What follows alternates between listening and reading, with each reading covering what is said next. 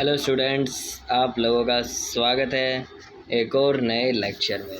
आज के लेक्चर में हम केमिस्ट्री करने वाले हैं, क्योंकि हमारे क्या कहते हैं पिछले वीडियो के बाद में कमेंट आया था कि केमिस्ट्री कब पढ़ाओगे सर। तो केमिस्ट्री का लेक्चर हम इसी वजह से बना रहे हैं क्योंकि बहुत लोगों के एग्ज़ाम्स होंगे जुलाई या जून में। तो स्टार्ट करने से पहले मैं आप लोगों को बता देता हूँ कि केमिस्ट्री का ये जो थ्योरी वाला पार्ट है वो हम बुकलेट पीडीएफ से करेंगे एंड बाकी का पेन और पेपर पे। सो आप लोग ध्यान से सुनना जो भी हम इस लेक्चर में करने वाले हैं। सो तुम्हारा जो केमिस्ट्री के बुकलेट है उसके हिसाब से केमिस्ट्री 2 वॉल्यूम्स में बटी हुई है। केमिकल एनर्जेटिक्स एंड इक्विलिब्रिया वाला जो भी तुम्हारा पार्ट है and functional group organic chemistry. तो जीओसी हम अगली वॉल्यूम में पढ़ते हैं और केमिकल एनर्जेटिक्स इस वाली वॉल्यूम में। इस वॉल्यूम में तुम लोगों को 2 ब्लॉक दे रखे होंगे। पहले में केमिकल एनर्जेटिक्स के बारे में बताया जाता है, दूसरे में केमिकल एंड आयनिक इक्विलिब्रियम के बारे में। ठीक है, सो बिना किसी तरीके लेक्चर को स्टार्ट करते हैं। ठीक है,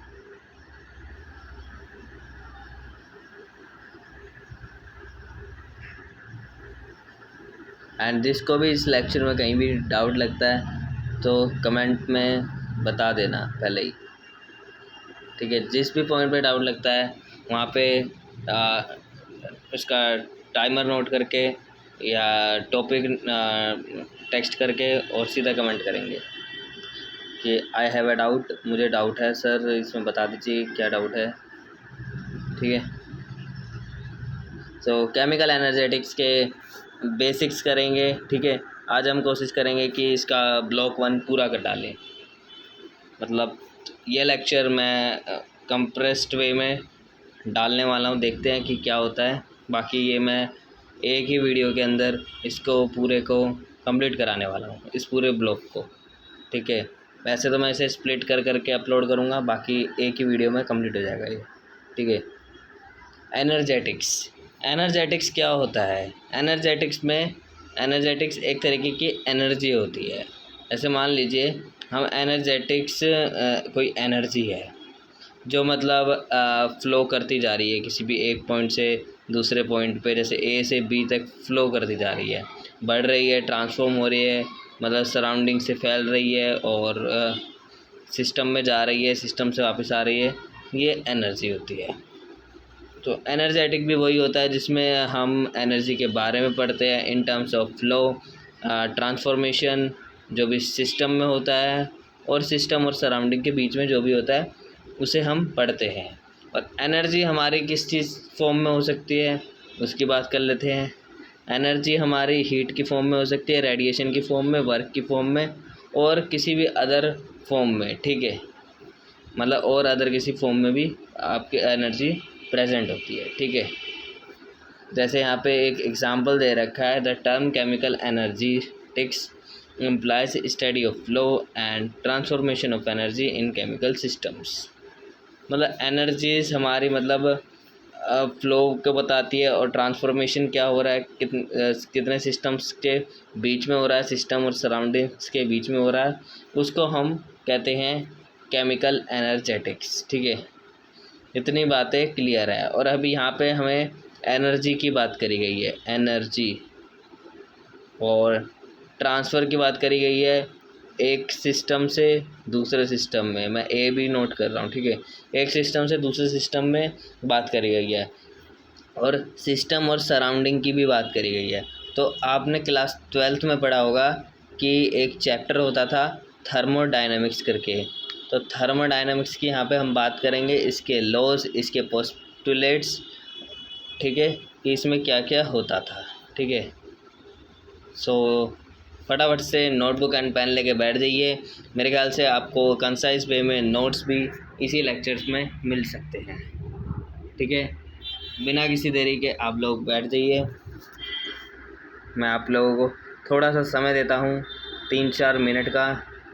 अभी वीडियो हुआ है 4-50 मिनट का।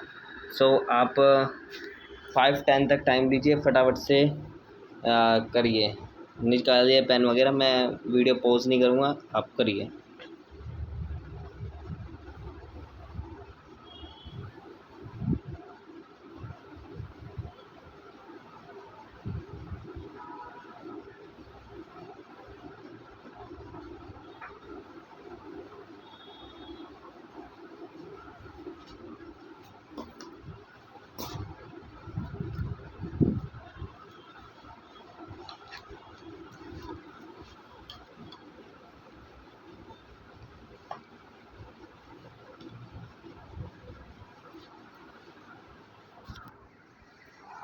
सो स्टार्ट करते हैं। आई होप थोड़ा सा ज़्यादा ही समय हो गया।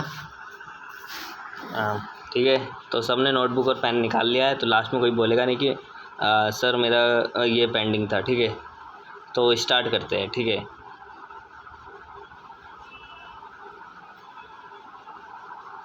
यहाँ पे एल्बर्ट आइंस्टाइन ने एक थॉट लिखा है। ठीक है, thermodynamics is the only physical theory of general nature of which I am convinced that it will be never be overthrown।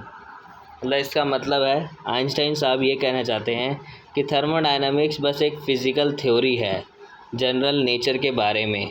ठीक है, इसे तुम कभी भी ओवरथ्रोन नहीं कर सकते, फैला नहीं सकते, मतलब कि इसके बारे में और ज़्यादा चीज़ें तुम्हें मिलेगी नहीं, ये ज़्यादा तुम्हें फ़िज़िकल चीज़ों में ही पता चल जाती है। ठीक है, इसके बाद में थर्मोडायनामिक्स की बात करी गई है, तो ऐसा तो है नहीं कि आइंस्टाइन के बाद किसी ने इसकी खोज नहीं करी होगी। तो इसके बाद में हमारे लॉर्ड केल्विन साहब आते हैं, जिन्हें आप विलियम थॉमसन के नाम से भी जानते हैं। इन्होंने माइक्रोस्कोपिक तरीके से माइक्रोस्कोपिक वर्ल्ड में अपना क्या कहते हैं चेक वेक करा कि थर्मोडायनामिक्स में क्या क्या होता है, क्या क्या नहीं होता है। ठीक है, जैसे कि इनने जनरलाइजेशन करा टर्म्स में, जैसे कि लॉज होते हैं हमारे थर्मोडायनामिक्स के एप्लीकेबल होते हैं मैक्रोस्कोपिक सिस्टम्स में, इरिस्पेक्टिव जो भी हमारे फिजिकल स्टेट होती है, सॉलिड लिक्विड गैस और कॉम्बिनेशन ऑफ स्टेट्स, वो हमारे माइक्रो लेवल पे आते हैं। और जो थर्मोडायनामिक्स की टर्म है वो भी लॉर्ड केल्विन ने ही कॉइंड करी थी, मतलब खोज करी थी। 1824 से 1907 तक इन्होंने बहुत ही अच्छा योगदान दिया थर्मोडायनामिक्स की खोज वगैरह में। इसके बाद में डायनामिक नेचर का स्टडी करा, हीट के बारे में बताया, कंसीडर करा फ्लूइड के बारे में, फिर उन्होंने टर्म के बारे में बताया। ध्यान से सुनना, टर्म क्या थी अभी आपको बस नोट डाउन करना है। लॉर्ड केल्विन एक पहले साइंटिस्ट थे। ठीक है, आइंस्टाइन को भूल जाओ, आइंस्टाइन नहीं है अभी यहाँ पे कुछ। ठीक है, लॉर्ड केल्विन जिन्हें हम विलियम थॉमसन कहते हैं। ठीक है, इसके बाद में विलियम थॉमसन कहते हैं, फिर इनका ईयर लिख लीजिए। ईयर लिखने के बाद आपको कुछ नहीं करना है, इन्होंने टर्म कॉइंड करी थी थर्मोडायनामिक्स। ठीक है, इतना लिखा। थर्मोडायनामिक्स दो ग्रीक रूट से बन के आया है, थर्मो का मतलब होता है या तो टेम्परेचर या हीट। देखो यहाँ पे हीट मेंशन है और टेम्परेचर भी मेंशन है, टेम्परेचर और हीट। डायनामिक्स का मतलब अलग अलग डायनामिक्स, मतलब डायमेंशंस वगैरह की, मतलब अनलिमिटेड मूवमेंट वगैरह हो रही है। ठीक है, मोशन में वो चीज़ें। ठीक है, ये बातें होती है। ठीक है, मतलब रेस्ट में नहीं है, मोशन में है, इसका मतलब मूवमेंट। ठीक है, आप मोशन भी लिख सकते हैं। ठीक है, यहाँ पे नीचे दे रखा है मोशन भी। ठीक है, तो ये इसका मीनिंग हो गया थर्मोडायनामिक्स का। थर्मोडायनामिक्स का क्या मतलब हो गया, टेम्परेचर मूवमेंट या हीट मूवमेंट। ठीक है, इसके बारे में अब इम्पोर्टेंस देखते हैं इसकी, क्या इम्पोर्टेंस है इसकी। थर्मोडायनामिक्स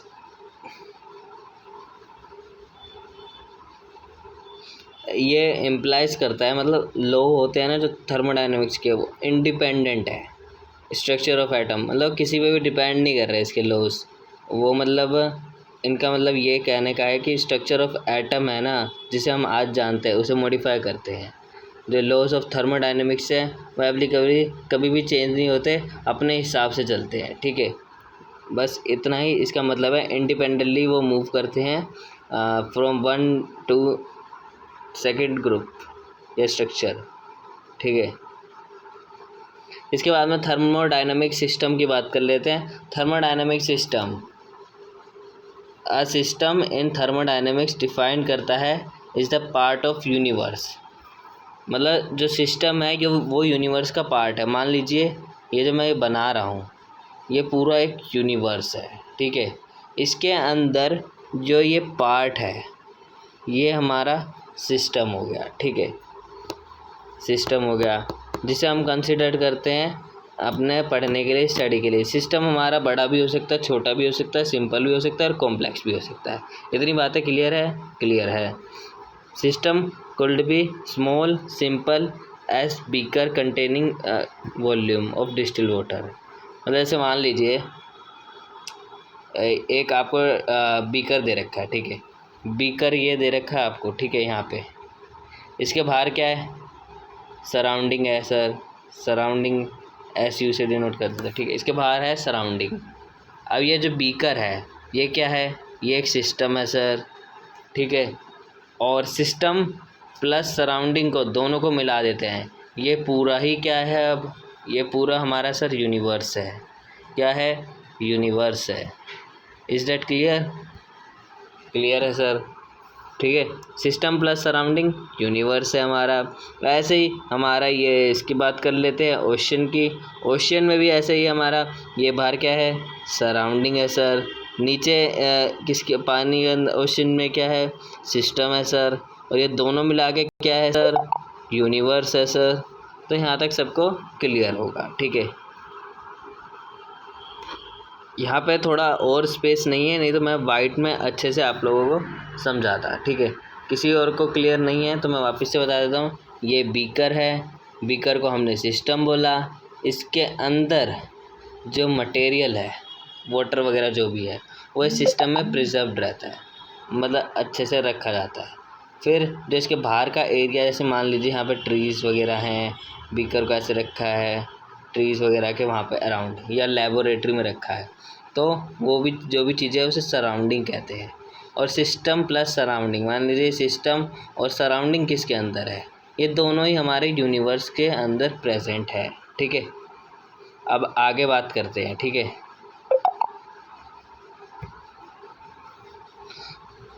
थर्मोडायनामिक सिस्टम के पास वेल डिफाइंड बाउंड्रीज होनी चाहिए। That may be real, fixed होनी चाहिए, या मूवेबल होनी चाहिए, या इमेजिनरी होनी चाहिए। मतलब बाउंड्रीज तो होनी ही चाहिए थर्मोडायनामिक सिस्टम में।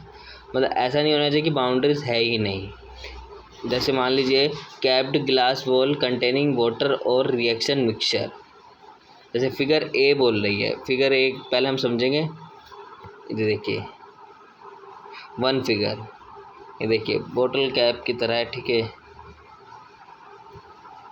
अब इसके बारे में पढ़ते क्या बोला इसने? Has defined physical boundaries. इसके अंदर फिजिकल बाउंड्रीज दिख रही है आप लोगों को, जिससे इसके अंदर का जो मटेरियल है वो बाहर ना निकल पाए, ठीक है। Whereas ozone hole in the stratosphere layer of the atmosphere, ठीक है। मतलब एटमॉस्फेयर में ये मिक्स नहीं होगा। बी पार्ट में does not have real boundaries but it is also a thermodynamic. मतलब ये जो बी वाला है इसमें कोई बाउंड्री नहीं है। देखो यहाँ पे बाउंड्रीज वगैरह कुछ भी नहीं है इसमें, बट ये भी एक थर्मोडायनेमिक है क्योंकि इसमें इमेजिनरी लाइंस है, वो उतनी ही कैपेसिटी तक फैलेंगे जितनी उनकी रेंज होगी। समझे? यस सर, समझ गए। फर्दर जो बाउंड्रीज है ना सिस्टम की, वो आइदर फिक्स्ड भी हो सकती है, मतलब जहाँ तक इनकी कैपेसिटी है। जैसे फिक्स्ड वॉल्यूम सिलेंडर हो गया इसका एग्जांपल, फिक्स्ड वॉल्यूम सिलेंडर। और मूवेबल भी हो सकती है, ऐसे सिलेंडर फिटेड है विद मूवेबल पिस्टन के साथ। ये रहा मूवेबल पिस्टन के साथ, ये फिक्स्ड है, ठीक है। और ये जो कैप्ड ग्लास है ना और वाटर मिक्सर, वो इस वाले का है। और ओजोन की जो बाउंड्रीज है ना, stratosphere, various physical boundaries, ozone stratosphere और अर्थ एटमॉस्फेयर की, वो इसका है बी वाले का। इसने बाद में लिखा है वो, ठीक है। बट इसमें रियल बाउंड्रीज नहीं है। फर्क क्या कहते हैं, इसने रेंज के हिसाब से फिक्स करा है। किसके हिसाब से करा है? रेंज के हिसाब से। जितनी उसकी रेंज, जितनी उसकी कैपेसिटी होगी ना लेयर की, उस हिसाब से वो ग्रोन अप करेगा। तो ये थर्मोडायनेमिक्स है। अब थर्मोडायनेमिक्स तो आपने पढ़ लिया, थर्मोडायनामिक्स में आपने डेफिनेशन पढ़ी थर्मोडायनामिक्स की, सिस्टम पढ़ा, सराउंडिंग पढ़ा, यूनिवर्स पढ़ा। अब सिस्टम इसमें दो तरीके के होते हैं, एक होमोजीनियस सिस्टम, एक हेट्रोजीनियस सिस्टम। अब होमोजीनियस तो आप पढ़ते आ रहे हैं, होमोजीनियस यानी कि एक तरह के, जो कि जिनकी यूनिफॉर्म प्रॉपर्टी होती है, uniform through out the system. मतलब एक बीकर कंटेन कर रहा है एक्वस सॉल्यूशन, ठीक है, मैं इधर साइड में बनाता हूँ, बना हुआ है वैसे तो, ठीक है। ये बीकर कंटेन कर रहा है एक्वस सॉल्यूशन, ठीक है, ये सॉल्यूशन है इसमें, ठीक है, एक्वस सॉल्यूशन ये कंटेन कर रहा है, ठीक है। इसके बाद में एक्वस सॉल्यूशन ऑफ सोल्ट और शुगर, ठीक है। अब सोल्ट और शुगर क्या है, वो पानी में सर डिज़ोल्व हो जाएंगी, तो वो पानी में डिज़ोल्व हो जाएंगी तो ऐसा आएगा, जैसे मान लीजिए मैंने इधर पे ये बीकर लिया, उसमें थोड़ा क्लियर नहीं होगा, ये पानी है, ठीक है। अब मैंने अलग से ये रेड पेंटिकल से मैं शो करूँगा, ठीक है, अलग से यहाँ पे या तो शुगर डाला या मैंने सोल्ट डाला, डालने के बाद वो इधर ऐसे ऐसे विजिबल हुआ आप लोगों को। फिर आफ्टर मिक्सिंग जो शुगर है हमारा, ये सोल्ट है, वो हमारे सॉल्यूशन में पूरी तरीके से मिक्स हो गया, मतलब जो सॉल्यूट होती है ना वो सॉल्वेंट में मिक्स हो गई, तो हमारा जो सॉल्यूशन बना ना वो पूरा वाटर ही बना, ठीक है। तो इस हिसाब से जो हमारा होमोजीनियस है ना, वो हमारा क्या कहते हैं ना, सोल्यूट को पूरी तरीके से मिक्स कर देता है सोलवेंट में, ठीक है। और अदर हैंड में हेट्रोजीनियस सिस्टम में दो से ज़्यादा होमोजीनियस सिस्टम होते हैं जो फिज़िकल बाउंड्री से सेट होते हैं। जैसे कि मान लीजिए beaker containing ice in water is an example of heterogeneous system. मतलब ये थोड़ा सा ये मिक्स नहीं होता, कभी कभार मतलब होता है पर बहुत टाइम लगता है, किसी किसी केसेस में कोई चीज़ें मिक्स नहीं होती, जैसे कि ऑयल एंड वाटर इसके परफेक्ट एग्जांपल है, जो कि हेट्रोजीनियस मिक्सचर वगैरह पढ़ा होगा उसमें काम आता है, ठीक है। बट ये तो सिस्टम की बातें हो गई, ठीक है।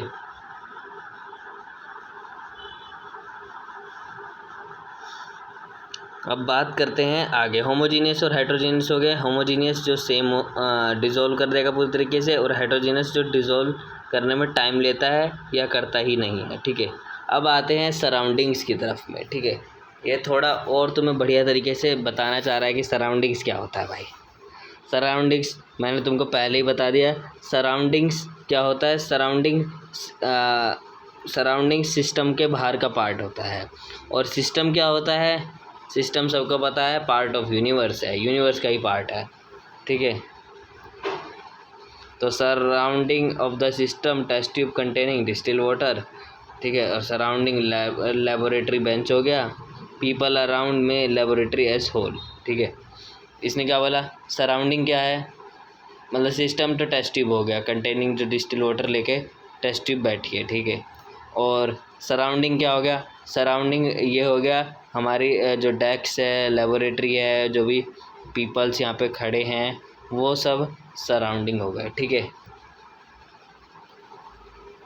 सिमिलरली ओजोन होल हमारा एक सिस्टम है, मान लीजिए, मानना नहीं है वैसे तो रियल है ये, ओजोन होल हमारा सिस्टम है, और जो उसमें सराउंडिंग्स है ना वो उसकी एडजॉइनिंग पार्ट है स्ट्रेटोस्फेयर की, और जो उसका लोअर पार्ट है ना मीसोस्फेयर, वो लेयर अबव है स्ट्रेटोस्फेयर के, and the upper portion of troposphere lower below the stratosphere. मतलब मैं आपको यहाँ पे ड्रॉ करके दिखा देता हूँ, नहीं तो समझ नहीं आएगा।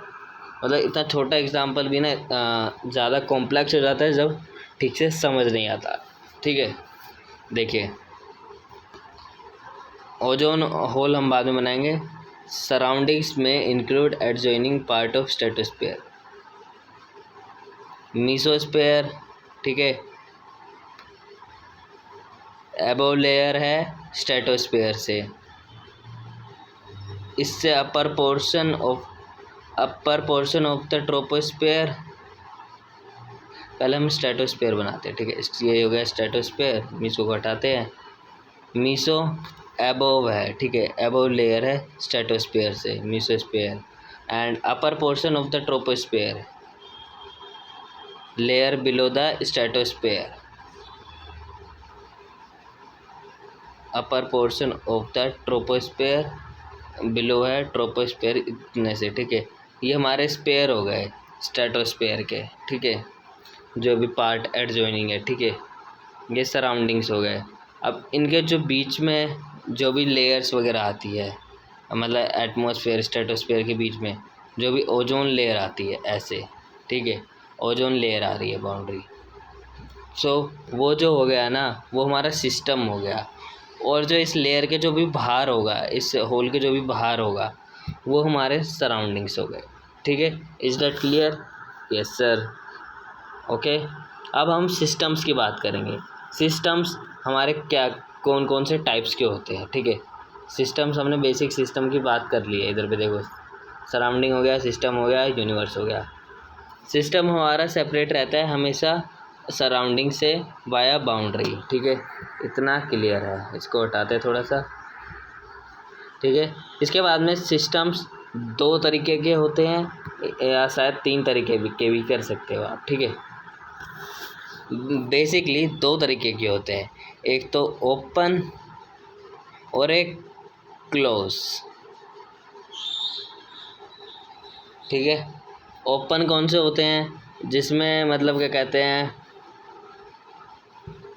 ये देखिए इधर ओपन दे रखा है। अगर हमारे boundary of the system allows करती है ट्रांसफ़र ऑफ मैटर और एनर्जी का बिटवीन सिस्टम एंड सराउंडिंग का, उसे हम ओपन सिस्टम कहते हैं। जैसे मान लीजिए मैंने इधर लिया एक बीकर, बीकर में है पानी, क्या है? पानी, क्या है? वाटर है बीकर में, ठीक है। मैं थोड़ा फ्लो में थोड़ा बह जाता हूँ, तो मतलब इतना कमेंट में स्पैम मत करने लग जाना कि सर ये क्या आप कर रहे हो, इतना फ्रेंडली नहीं होना था, ठीक है। वाटर बीकर, बीकर है। अब ये सराउंडिंग है, ये तो सिस्टम है ही सराउंडिंग, ठीक है। अब बीकर जो है, बीकर में से हम पानी बाहर निकाल सकते हैं, ठीक है, क्योंकि बीकर ओपन है, इसी को ओपन सिस्टम कह रहे हैं हम, ठीक है। बीकर में से मैंने पानी बाहर निकाल लिया। अब बीकर में से पानी की जो एनर्जी है वो भी बाहर निकल सकती है, ठीक है। और हम पानी वापस अंदर भी डाल सकते हैं, एनर्जी भी वापस अंदर डाल सकते हैं। जो ये चेंज हो रहा है ना, ट्रांसफ़र ऑफ मैटर और एनर्जी का जो ट्रांसफ़र हो रहा है, दोनों का मैटर और एनर्जी का ट्रांसफ़र हो रहा है इनसाइड और आउटसाइड, सिस्टम और सराउंडिंग के बीच में, उन सब को हम कहते हैं ओपन सिस्टम, ठीक है। ओपन सिस्टम में ये होता है, ठीक है। अब क्लोज्ड की बात कर लेते हैं। क्लोज्ड में हमने लिया फिर से एक पानी और इसमें ऊपर से लगा दिया ढक्कन, सील पैक, ठीक है। अब ढक्कन लगाने से ये होगा ना कि जैसे मान लीजिए आपने अपने किचन में देखा होगा, जब भी आप क्या कहते हैं कुछ भी वेजिटेबल वगैरह कुक करते हैं इन अ कुकर, ठीक है, इन अ कुकर में कुक करते हैं, उसे ऊपर से पैक कर देते हैं, ठीक है। अब उसका जो मैटर होता है वो तो बाहर निकल नहीं सकता, ठीक है, ना आप उसमें अंदर डाल सकते पैक होने के बाद, ठीक है। ये ट्रांसफ़र ऑफ मैटर तो इसमें फेल्ड हो गया। बट जो इसका छोटा सा मतलब सीटी टाइप होता है ऊपर से, वहाँ उस गैप से इसका एनर्जी बाहर निकलता है as a in form of vapours की फॉर्म में एनर्जी बाहर निकलती है, ठीक है। और कभी कभार इसी से अंदर भी चली जाती है, क्योंकि ये आइसोलेटेड पैक नहीं होता, इसमें बाउंड्रीज से एयर इन और आउट हो सकती है, तो ट्रांसफ़र ऑफ एनर्जी इसमें होता है। तो ओपन में हमारा दोनों चीज़ें होती है, ट्रांसफ़र ऑफ मैटर और एनर्जी, और क्लोज्ड में हमारा बस ट्रांसफ़र ऑफ एनर्जी होती है, ठीक है। एंड इसके बाद में थर्ड के हमारी बात करी गई है, इसने कहा है एक आइसोलेटेड भी बनाना चाहिए भाई, आइसोलेटेड भी होना चाहिए इसमें। आइसोलेट क्या होता है? आइसोलेट सिस्टम में मान लीजिए एक बीकर है, अब इसको मैंने कंसील्ड पैक कर दिया, ना तो इसमें से एयर कहीं से निकलेगी बाहर, ना इसमें से एयर आएगी, और इसमें जो वाटर है वो वैसे का वैसे पड़ा रहेगा, तो ये आइसोलेट हो गया। मतलब ना तो ये बाहर जा सकता है ना अंदर आ सकता है, ठीक है, ये आइसोलेट हो गया। अब ये रहा इसका डायग्राम, देखो ओपन सिस्टम में बाहर भी जा सकता है अंदर भी आ सकता है। रेड वाले को मैटर से करा है और ब्लू वाले को एनर्जी से। क्लोज्ड का भी यही है सिस्टम, ठीक है। क्लोज्ड में मैटर नहीं जा सकता और ना निकल सकता, और इसमें आइसोलेटेड में दोनों का ही कुछ नहीं होता, ठीक है, लफड़ाबाजी है। इतना सबको क्लियर है। ऊपर एक सब क्वेश्चन क्या है उसको देख लेते हैं, क्योंकि सब क्वेश्चन अब इन लेक्चर्स में हम सब क्वेश्चंस भी करेंगे, ठीक है। What is the importance of thermodynamics in context of chemical reaction. Thermodynamics का बहुत इम्पोर्टेंस है,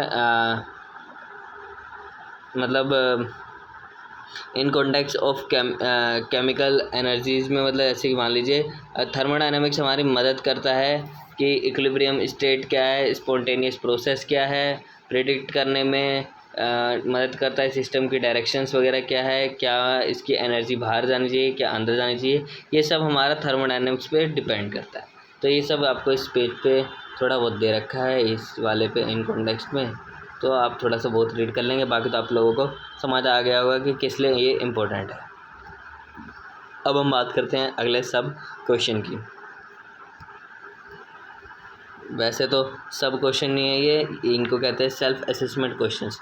अब आपको ओपन क्लोज आइसोलेटेड सिस्टम में डिफरेंस बताना है डायग्राम के साथ, ठीक है। Provide your own example, do not use example given above. अपने खुद के एग्जाम्पल बताइए, ठीक है, खुद के एग्जाम्पल बताइए। जैसे कि मैंने वाटर वाला बताया है, ठीक है, वाटर प्लस बीकर वाला मैंने बताया है, ये एग्ज़ाम्पल, ये आप नोट कर सकते हैं एग्ज़ाम में। बाकी अपना खुद का एग्ज़ाम्पल बनाइए, ठीक है, जो काम आ सके। अब मैं एक दो एग्ज़ाम्पल अगर आपको दे देता हूँ, तो मान लीजिए जैसे कि एक तो वेजिटेबल वाला हो गया, ठीक है, मतलब बना रहे खाना वाना वो हो गया। तो दो तो मैंने एग्ज़ाम्पल दे ही दिए हैं, बाकी के आप खुद करेंगे, ठीक है। देखिए यहाँ पे वाटर वाला कहीं पर भी गिवन नहीं है, कभी सोचे कि मैंने यहाँ से देख के आपको दे दिया, वाटर वाला इसमें गिवन नहीं है, ठीक है, ठीक है। और बाकी इसमें आप वाटर का मैंने तो सिंपल लिख दिया, बाकी वाटर अगर बॉइलिंग वाला होगा तो इसमें एनर्जी अच्छे से दिखेगी आपको, मतलब बॉईल करेंगे वाटर को तो एनर्जी भी जाती हुई दिखेगी, वाटर भी, ठीक है। अब बात करते हैं state of a system. State of a system की बात करते हैं, क्या होता है इसमें, क्या नहीं होता है, ठीक है। यहाँ तक सबको क्लियर है? कमेंट में यस लिख देंगे, ठीक है।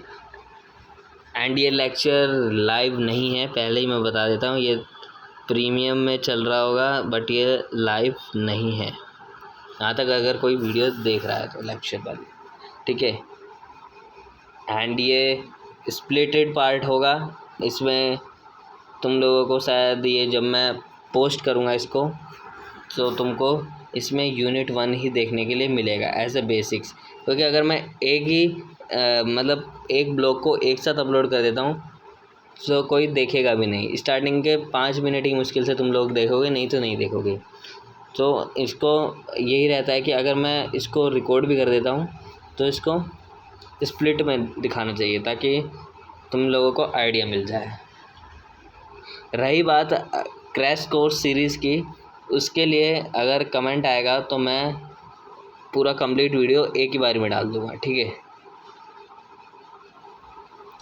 पूरा बुकलेट का, समझ रहे हो, पूरा बुकलेट वॉल्यूम 1, और वो भी सिर्फ 3 घंटे का हो सकता है वो लेक्चर, क्योंकि मैं उसे कंसाइज करने वाला हूँ, ठीक है।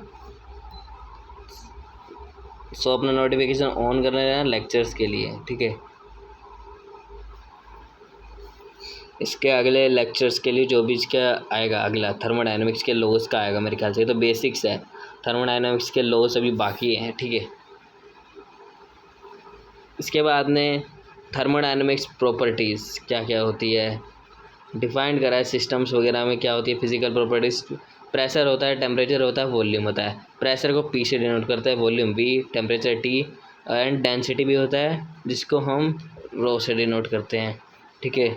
इसको रो से डिनोट करते हैं, बाकी तुम लोगों ने किससे करा हो वो मुझे नहीं पता, आइडिया नहीं है, क्योंकि सबके वहाँ पे अलग अलग डोनेट होता है, ठीक है। और ये एग्जांपल होते हैं ना थर्मोडायनेमिक्स प्रॉपर्टीज़ के, और थर्मोडायनेमिक्स वेरिएबल जो सिस्टम में जो यूज़ होते हैं इंटरचेंजेबली, ठीक है। और थर्मोडायनेमिक्स वेरिएबल को ही हम स्टेट वेरिएबल कहते हैं। जो डिपेंड करते हैं दिए हुए सिस्टम पे, और ये पिछले सिस्टम पे डिपेंड नहीं करते, ठीक है। और जो स्टेट वेरिएबल होते हैं ना, वो दूसरे वेरिएबल पे डिपेंड करते हैं, उन्हें हम डिपेंडेंट वेरिएबल कहते हैं। जो स्टेट, जैसे मान लीजिए तुम किसी पे डिपेंड कर रहे हो तो उन्हें डिपेंडेंट कह दिया, ठीक है, डिपेंडेंट वेरिएबल। और अगर नहीं करते हो, जो वेरिएबल डिपेंड नहीं करते, उन्हें इंडिपेंडेंट कहते हैं। एग्ज़ाम्पल मान लीजिए, जैसे एक हमारे पास सैंपल है आइडियल गैस का, सिलेंडर के अंदर रखा हुआ है, ठीक है। आइडियल गैस है ये, ठीक है। आइडियल गैस हमारी सिलेंडर में रखी हुई है, फिटेड विद अ पिस्टन के साथ फिट है, ठीक है। Then according to the ideal gas equation बताओ पहले तो क्या होती है, बताओ। अब बताओ आइडियल गैस इक्वेशन क्या होती है। ना वीडियो पीछे कोई नहीं करेगा, वीडियो पीछे जिसने करा हो गया। क्या होती है बताओ भाई, आइडियल गैस इक्वेशन क्या होती है। अब बनाओगे ना, PV=NRT, नीचे से देख लिया होगा। मैंने आइडियल गैस का पूछा है, गैस का क्या होगा इक्वेशन, ये बता दो बस मेरे को। अब कन्फ्यूज हो गए कि सर ये तो ये इतना ही पढ़ाया है हमको, तो ये नहीं पढ़ा क्या। N PV=RT, ideal gas equation, समझे। तो थोड़ा दिमाग भी लगा लिया कर भाई। मतलब ये इक्वेशन है, बट अगर तुमको n निकालना हो तो n ऐसे निकलता है, ठीक है, समझ गए, ओके। और अगर v निकालना है तो ऐसे निकालेंगे, ठीक है। इसमें जो वॉल्यूम है ना, वो डिपेंडेंट रहती है, कितनी गैस डलती है उसके हिसाब से वॉल्यूम हमारी डिपेंडेंट रहती है। गैस बढ़ेगी वॉल्यूम बढ़ेगी, प्रेशर का भी ऐसा ही है, ठीक है। और ये यूनिवर्सली होते हैं, ठीक है। अब बात करते हैं एक्सटेंसिव और इंटेंसिव वेरिएबल्स की, ठीक है। हमने यहाँ पे क्या बात करी, स्टेट वेरिएबल्स वगैरह, डायनामिक वेरिएबल्स। मतलब वेरिएबल, जैसे मान लीजिए ये वेरिएबल हो गया, मैं फ्लो चार्ट बना रहा हूँ पीछे वाले का भी और इस वाले का भी, ताकि तुम लोगों को अच्छे से समझ आ जाए। वेरिएबल में एक तो था स्टेट वेरिएबल, और स्टेट में थे दो, डिपेंडेंट और नॉन डिपेंडेंट, ठीक है। अब इसके बाद में हमें और बातें करी गई थी, एक सेकेंड, यहाँ पे वेरिएबल्स हमारे थर्मोडायनेमिक में दो तरीके के थे, ठीक है, एक्सटेंसिव और इंटेंसिव वेरिएबल, ठीक है। ये थोड़ा फ्लो चार्ट मैंने बना दिया तुम लोगों के लिए। एक्सटेंसिव बाहर वालों के लिए, इंटेंसिव अंदर वालों के लिए। इसमें जो भी वैल्यू होती है वो इंडिपेंडेंट अमाउंट ऑफ मास होती है, सिस्टम के अंदर डिपेंड नहीं करती। और एक्सटेंसिव डिपेंड करते हैं कितना है सिस्टम में, ठीक है। जैसे कि एग्जांपल मान लो, temperature is an intensive variable. Temperature है of small chunk of ice का, मतलब जो भी टेम्परेचर है आइस का, ठीक है, स्मॉल चंक ऑफ आइस का जो भी टेम्परेचर है, ठीक है, वो ब्रोकन होता है from a slab of ice से। वर्ल्ड भी सेम, मतलब ये सेम होता है।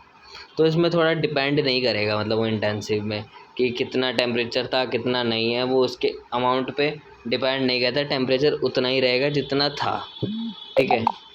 और अदर वर्ड्स में वॉल्यूम ले लेते हैं एक्सटेंसिव में बाहर के लिए। ऐसे मान लीजिए वॉल्यूम हमने ली 10 moles 1.8 gram kg of glucose, would be more than 1 mole 180 gram of glucose. मतलब अगर हम इसमें वॉल्यूम में मास का डिफरेंस कर दे तो उसमें अलग अलग चीज़ें हमको देखने के लिए मिलती है। एक तो अमाउंट अलग हो गया, और एक हमारा वॉल्यूम कम ज़्यादा हो रहा है। तो ये इस हिसाब से हमारा अमाउंट है मास का, वो डिपेंड करता है एक्सटेंसिव वेरिएबल में, ठीक है। इंटेंसिव और एक्सटेंसिव सबको क्लियर है, ठीक है। और स्पेसिफिक प्रॉपर्टी पर मास होती है, स्पेसिफिक प्रॉपर्टी देखना हो तो, और अगर मोलर प्रॉपर्टी देखनी हो तो number of moles of system, number of moles of substance होते हैं सिस्टम में, उसे मोलर प्रॉपर्टी कहते हैं। इसके बाद में इसमें कैटेगराइज करा गया है एक्सटेंसिव और इंटेंसिव। बताओ भाई क्या प्रॉपर्टीज़ होती है, अब बता दो फटाफट से, कमेंट में लिख दो फटाफट से जिसको पता है। हाँ, एक बात का ध्यान रखना, वॉल्यूम और टेम्परेचर ऊपर ही दिया हुआ है, अगर ये किसी का गलत हुआ तो भाई कुछ नहीं हो सकता। वॉल्यूम वाला हमारा इंटेंसिव का होगा। क्या मैंने सही बोला?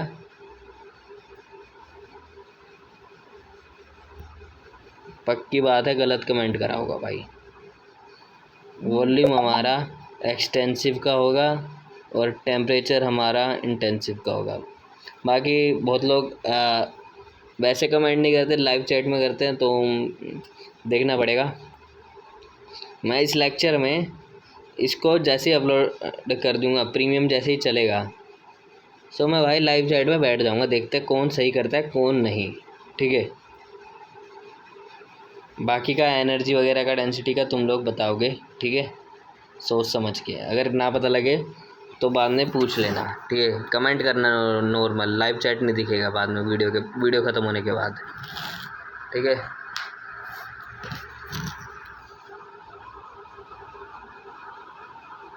और नहीं तो लेटेस्ट जो भी पोस्ट होगा मेरा यूट्यूब पे, जो भी लेटेस्ट पोस्ट करा होगा, उसकी कमेंट में जाके लिख देना कि इसमें डाउट है, ठीक है, बस बात ख़त्म।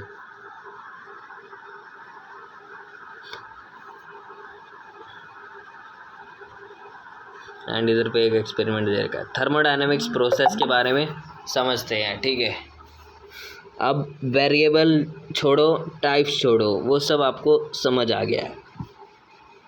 इन their types and variables that categorise the state of given system. जब हम थर्मोडायनेमिक सिस्टम को सिस्टम के अंदर देखते हैं चेंज इन स्टेट हो रहा है, तो हम कह सकते हैं थर्मोडायनेमिक्स प्रोसेस होनी स्टार्ट हो गई है। जैसे मान लीजिए, सपोज़ कीजिए, सपोज़ करो भाई, सपोज़ जैसे हमने मान लीजिए 150 ग्राम, इसको मैं एक बार हटा देता हूँ, ये है बीकर और ये आया पानी, तो मैंने लिया 150 ग्राम डिस्टिल्ड वाटर, 150 ग्राम डिस्टिल्ड वाटर लिया। तुम लोगों को भाई पानी समझ नहीं आएगा, लो ले लिया भाई पानी डिस्टिल्ड वाटर, ठीक है, डिस्टिल्ड वाटर ले लिया, 150 ग्राम ले लिया सर, ठीक है। At 20 degree Celsius in beaker, 20 degree Celsius. अब छोड़ो भाई, कितना भी तुमने टेम्परेचर लिया छोड़ो उस सब को, ठीक है। इसको ना नीचे लगाओ, ब्रूम स्टैंड, लेबोरेटरी में यूज़ करा होगा या नहीं, करा तो होगा बहुतों ने। ये लगाओ नीचे और कर दो स्टार्ट, हीट अप होना स्टार्ट हो जाएगा। इसको तब तक हीट अप करो जब तक ये अपना टेम्परेचर 50 डिग्री सेल्सियस का ना कर दे। कितने का ना कर दे? 50 डिग्री सेल्सियस का। अभी हमें पता कैसे लगेगा सर कि 50 का हो गया ये? तो तुम्हारे लिए भाई, तुम्हारे टीचर ने एक थर्मामीटर दे रखा होगा। थर्मामीटर नाम की चीज़ सुनी है? सुनी है सर। सो उससे एज्यूम कर लेना नाप के कि कितना आ रहा है, ठीक है, कितना आ रहा है, ठीक है। इसके बाद में क्या करना है? We have perform thermodynamics process in the course thermodynamics process system undergoes exchange of matter होएगा, एक्सचेंज ऑफ एनर्जी होगा सिस्टम और सराउंडिंग के बीच में। थर्मोडायनेमिक्स प्रोसेस और चेंज इन स्टेट हमारा डिफाइन करता है, क्लैरिफाई स्पेसिफाइंग इनिशियल और फाइनल स्टेजेस में। इनिशियल स्टेज और फाइनल स्टेज एग्जांपल, जैसे कि मान लीजिए इनिशियल स्टेज थी हमारी 150 ग्राम था पानी, पी से प्रेशर था ना, हाँ लो दिखाता हूँ भाई, थोड़ा समझाते समझाते ना लोगों को थोड़ा खुद भी कन्फ्यूजन हो जाती है, यही रहता है। पी से प्रेशर था, प्रेशर में कुछ चेंज नहीं है, प्रेशर वगैरह कुछ दिया ही नहीं है। मास 150 ग्राम था, 150 ग्राम था इनिशियल में, इनिशियल का ही बता रहा हूँ, 20 डिग्री सेल्सियस था पानी। एंड फाइनल में 150 ग्राम तो था ही वो पानी, तो और टेम्परेचर हो गया 50 डिग्री सेल्सियस। प्रेशर हमारा एटमॉस्फेरिक प्रेशर है, क्योंकि हमारा बीकर है वो अनकवर्ड है, ठीक है। सो हम अज्यूम करते हैं there is a no loss of water due to evaporation, but ऐसा तो हो ही नहीं सकता यार, तुमने हीट कराया और वाटर का लॉस ना हो, है ना।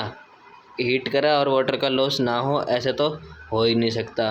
वाटर का लॉस होगा ही भाई अगर वो इवापोरेट हो रहा है तो पानी हीट से, ठीक है।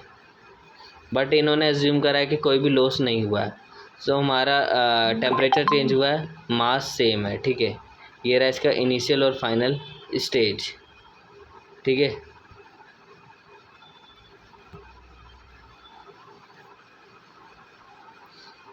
इसके बाद में हम बात करेंगे किसी और चीज़ के बारे में, साइक्लिक प्रोसेस, ठीक है। साइक्लिक प्रोसेस क्या होती है इसे समझ लेते हैं। देखो पहले आपको कुछ मतलब क्वेश्चंस पूछे गए हैं, उसके थोड़े से जवाब पता कर लेते हैं, ठीक है। यहाँ तक सबको क्लियर है। एंड इस लेक्चर छोड़ के ना भागने की कोशिश मत करा करो, ठीक है। थोड़ा समझ लिया करो, लेक्चर 1 आवर का ही होता है, ज़्यादा से ज़्यादा 1 आवर में 5 या 10 मिनट का ही फ़र्क होता है, ठीक है। नहीं तो 1 आवर का ही होता है लेक्चर, ठीक है। कभी कभार कम का हो जाता है, हाफ एन आवर का, क्योंकि यूनिट छोटी होती है, ठीक है। सो भागने की कोशिश मत करा करो। और थोड़े 1-2 दिन में मतलब क्या कहते हैं, लेक्चर कभी कभार कम होते हैं, तो मतलब 2-3 दिन का गैप हो जाता है लेक्चर्स में, मतलब कोई भी लेक्चर नहीं आ रहा है। सो गैप हो जाता है क्योंकि मैं क्या कहते हैं इसका प्रिपेयर कर रहा होता हूँ कि कौन सा लेक्चर डालना होता है, रिकॉर्डिंग्स वगैरह को एडिट करने में टाइम लगता है।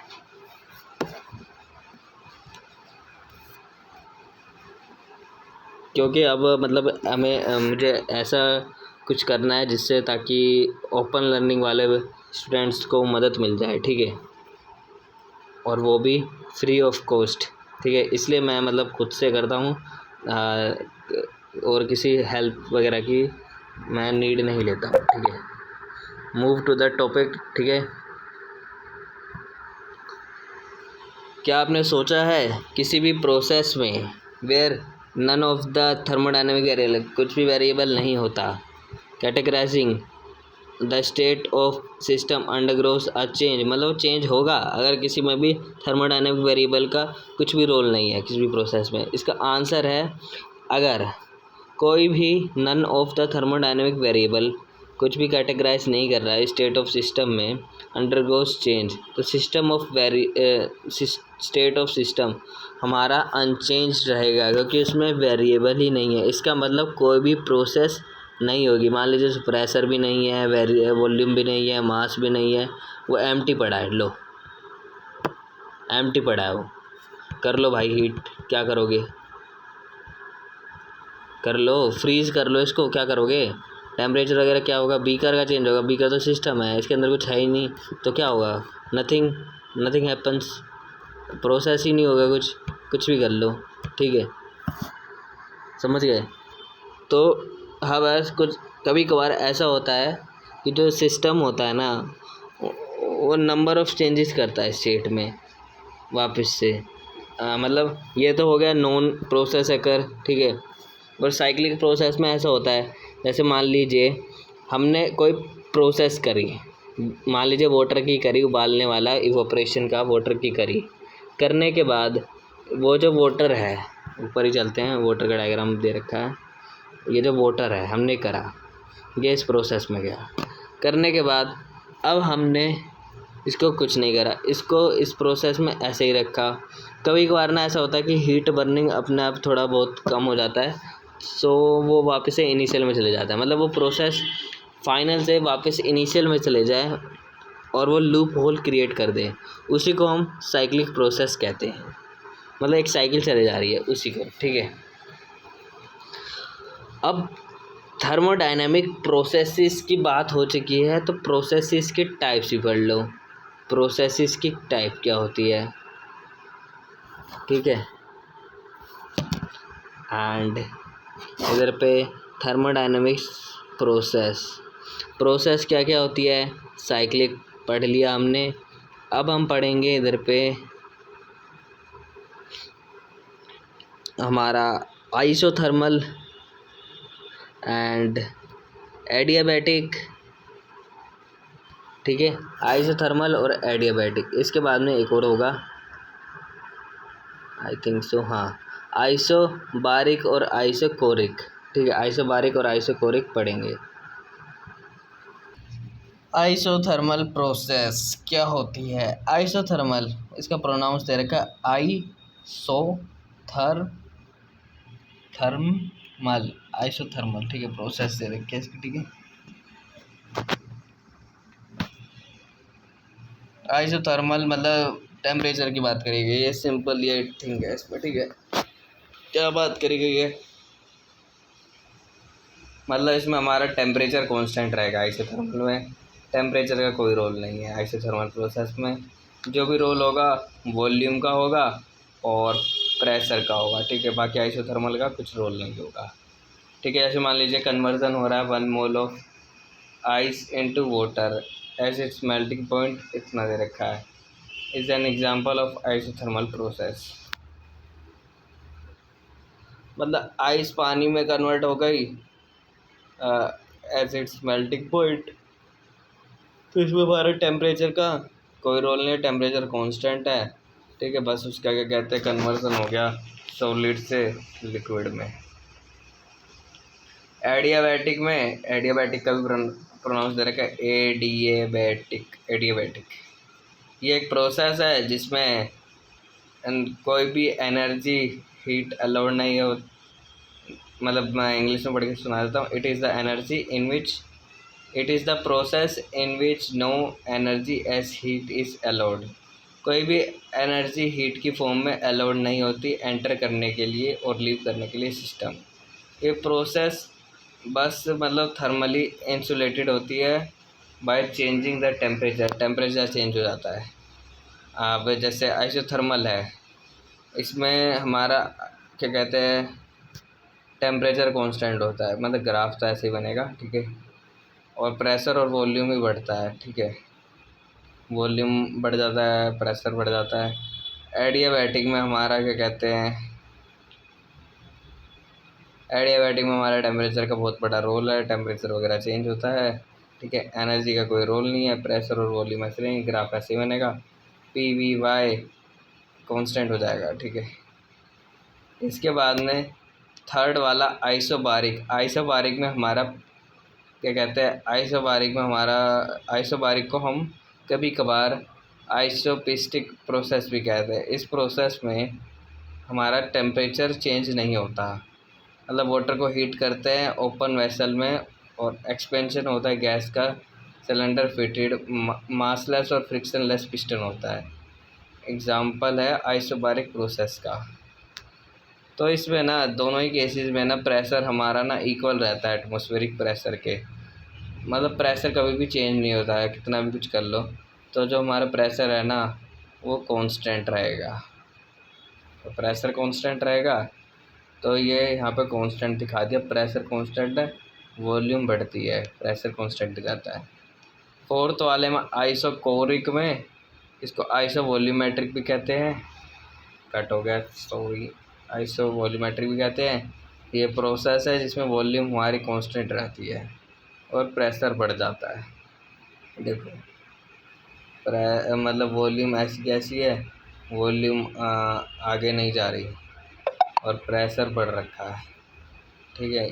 ये हो गया ग्राफ पूछ देता है, ग्राफ इम्पोर्टेंट है, ग्राफ के साइंस वगैरह याद रखना, ठीक है। इतना ही ये पूछ देता है और इसके डायग्राम वगैरह भी दे रखे हैं तुम लोगों को। इसके बाद में थर्मोडायनेमिक सिस्टम क्या होता है पूछा गया है। Can cyclic process be one step process, cyclic process 1 step process होती है, इसका आपको बताना है। अब इस लेक्चर को इतना ही रखते हैं। मुझे पता है तुम लोग सोच रहे होंगे लेक्चर कब ख़त्म हुए, तो 10 मिनट पहले इसको ख़त्म कर देते हैं लेक्चर को, ताकि नेक्स्ट लेक्चर में हम अच्छे से करेंगे, क्योंकि आगे से थोड़ा न्यूमेरिकली टाइप स्टार्ट है। तो वर्क, हीट और हीट कैपेसिटी नेक्स्ट लेक्चर में। तो आगे रिवाइज करके आना, ठीक है। तो मिलेंगे नेक्स्ट लेक्चर में, तब तक के लिए बाय बाय।